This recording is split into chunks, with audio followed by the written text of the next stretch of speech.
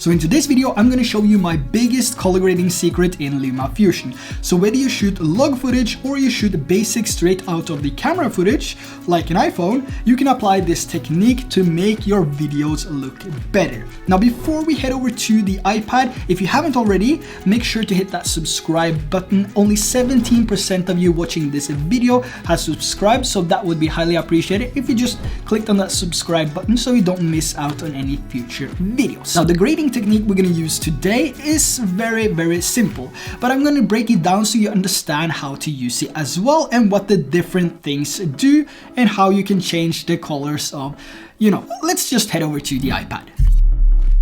So moving over to LumaFusion, we have a couple of clips here on the timeline, some which are graded with this simple hack and some which are graded with the color correction tools and a simple LUT. Now let's move over to this clip right here to take a look. So this is going to be our best reference point later in the video because it contains some red tones and some green tones, and in some cases you want that tropical vibe and you want to adjust one color more than the other or desaturate one over the other. So we're going to come back to this clip in just a sec. Now moving over to another one here, we have a drone shot in Miami, and by applying this simple trick you can see how this is impacting the colors of the entire image and making it more cinematic, and you get a more tropical vibe from the image. Now we also have one more of our road to Key West. So this is kind of flat and we have too much green in the image and in the water, if you ask me, and by applying this we can see we pop the blues a little bit more and make it a little bit more appealing while still maintaining the orange on the bridge feet as well, and it really pops a little bit more than just adding some basic color correction and a LUT. Now let's move back over to this clip which I mentioned earlier. So if we take a look at this, you can see it's color corrected with some basic adjustments to the original color preset here. So this is the flat S-Log image, and applying some basic color correction, we turn this into something which is a little bit more appealing. Now the way that we usually color grade something like this is now to do the correction, which is done, and then apply a LUT. Now if you want to apply a LUT, you either need to purchase a LUT or create your own LUT. Now I have a bunch of cinematic tropical travel LUTs for scenery like this and also drone shots on RobHKvlogs.com. So if you want to check out some of the LUTs which has different looks to the different scenarios and scenes as well, head over to RobHKvlogs.com and check out the creators LUT bundle. Now like I said, there's basically two ways of grading this. So now we apply the color correction, and the next step is to add a LUT. Now with the different LUTs, you cannot always control what type of look you want, and if you want something to be changed, or if you want the reds to be more saturated or desaturated, or the greens to be saturated or have another color, that tropical teal and orange look. So you can achieve that with LUTs, of course, but this can all be done inside of LumaFusion. Now let's say we want to desaturate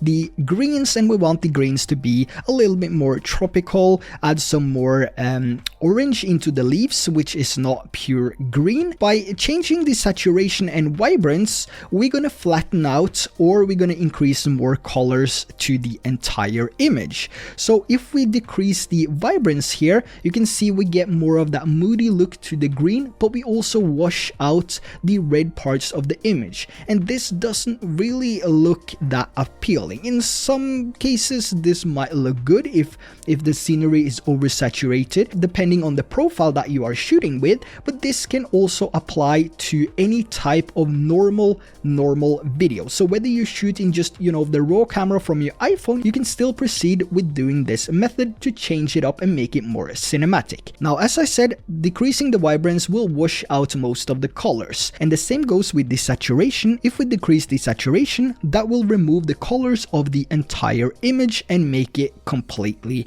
black and white. But if we do some adjustments here and we increase the saturation and vibrance a little bit and make the colors pop a little bit more, we can also change the RGB sliders down here to add a little bit of a different spice to the image, apply some gamma changes, and also adjust the curves. So let's say this is our finished image. So this is the finished color correction of this video, and we're happy. But now let's go on and change the color of the green without applying a LUT or anything like that. We want the color of the green to be a little bit more tropical, and we want to create our unique look. We don't want to overdo it, but we want to apply some small changes to make our own style. Believe it or not, but we're gonna add a green screen key. So by applying a green screen key, you can see the change of the colors here. But as we drag the brightness, saturation, and the hue range up to 100, you can see that this removes most of the image, but we don't want to remove any of our image, right? So we're going to take the saturation, brightness, erosion, and edge blur radius, and also the hue range all the way down to 0. Once this is at 0, you can see that we have the changes of the green color. We turn the green color over towards the tropical sort of cinematic style. Vibe. A little bit too much because it doesn't look natural, but we can adjust this as well. So the way that we adjust this is by changing the spill suppression. So as we take this spill suppression up towards 150 and max it out, you can see the image is turning all pink. But if we drag it down to 0, you can see we have the same green color back. So if we disable the green screen key, you won't see any difference. But just applying some small adjustments to the spill suppression, you can see how we can manipulate the green color and turn it into a more cinematic look. You can decide for yourself how much you want to overdo this, or if you want to add a subtle change to the green color. So the spill suppression will take the green color and push it towards the red and orange. But if we take the color picker and then we select the red tone in the image, you can see how this is making a change to the red tones in the image only. And the way that the spill suppression works for the red color is that it takes the red color and pushes the red color towards the green and yellow sort of side, making it sort of turquoise, green and blue, and making it sort of turquoise. Now you can also experiment with the spill suppression and correction with your different clips, and then you can later on save it as a preset. So let's say we apply some changes to the spill suppression here, so we can now see before. It's maybe a little bit too reddish and we want to flatten that out. We can simply add some spill suppression, and here you can see before and after. Now once we adjusted the spill suppression, we can go back to the grading section here, and we can adjust the parameters like vibrance, saturation, levels. We can also add some changes to the RGB sliders to create our unique look. And here we can see that we made some pretty good adjustments from the original image to the image which you are seeing right now by using the spill suppression and also the color correction tools. You can also go back and forth between the color correction and the spill suppression and adjust according to the vibe that you want. Now let's just delete the chroma key here so we have the corrected image only. And you can see that this looks pretty good. The correction of the image is fairly easy in LumaFusion if you want just a basic look and correction to your image. But if we add some more vibrance and saturation here, it pops a little bit more and it looks, it looks good. But if we go over and add a simple green screen key here and take the hue range and everything down to 0 except for the spill suppression,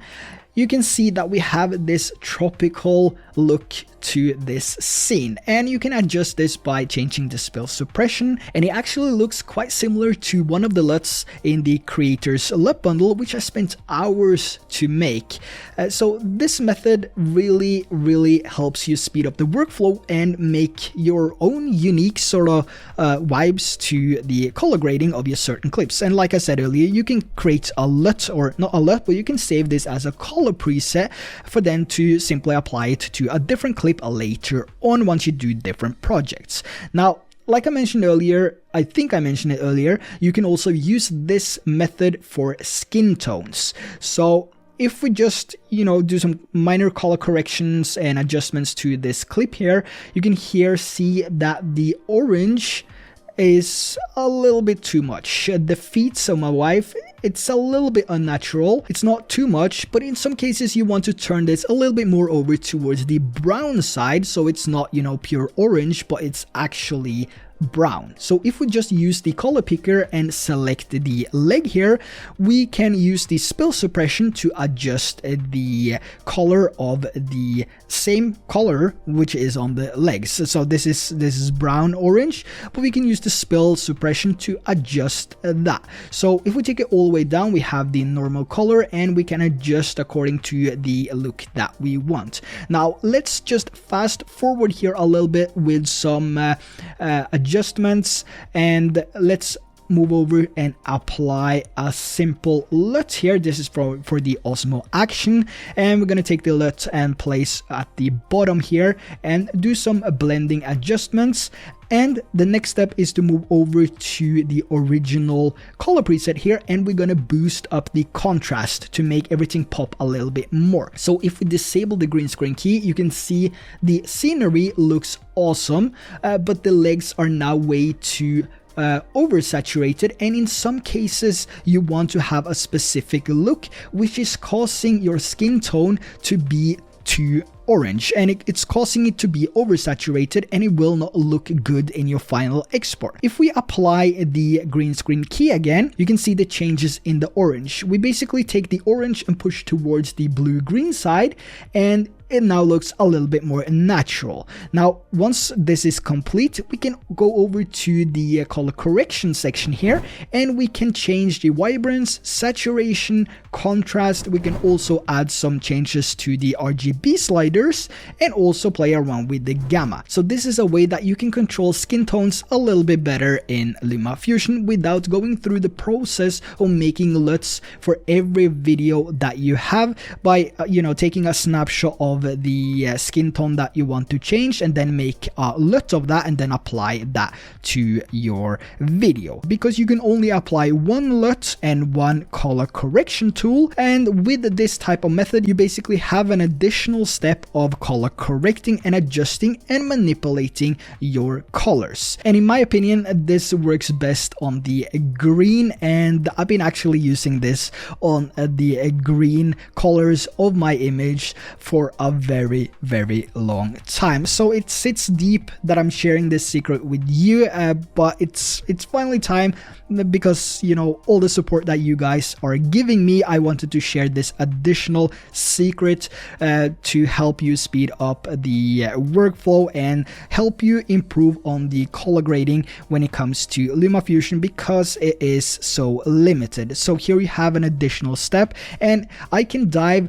really deep into all the ways that you can use this to change the different things in an image, and how you can really make the most out of color grading in LumaFusion. But I'm gonna keep some of that for different videos and some of that for another video as well, because otherwise it's going to be hours, which we will sit here and talk about this grading. So I believe this adds another way of color grading your image by simply adding a green screen key and selecting the different parts of the images which you want to adjust, while still maintaining the majority of the colors in your scene. So let me know down in the comments section below what you thought of this tutorial, and which type of tutorial would you like to see next. I'm thinking about a seamless 3D infinite 3D infinite zoom transition.